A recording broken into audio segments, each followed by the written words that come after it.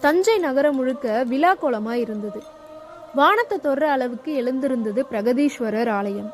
சூரிய ஒளியில பொன் போல ஜொலிச்சது விமானம்.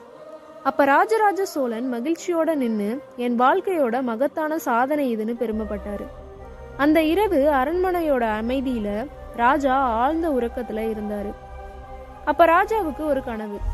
திடீர்னு ஒரு ஒளி தெரிஞ்சது. சிவபெருமான் காட்சி தந்தாரு. மௌனமா சிரிச்சுட்டு சிவபெருமான் ராஜா ராஜான்னு அழைச்சாரு.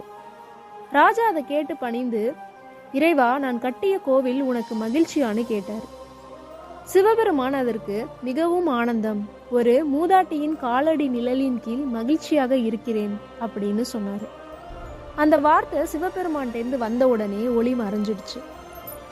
ராஜாவுக்கு ஒண்ணுமே புரியல. இந்த வீடியோவோட முழு விவரம் தெரிஞ்சுக்க கீழே இருக்க லிங்கை கிளிக் பண்ணி பாருங்க.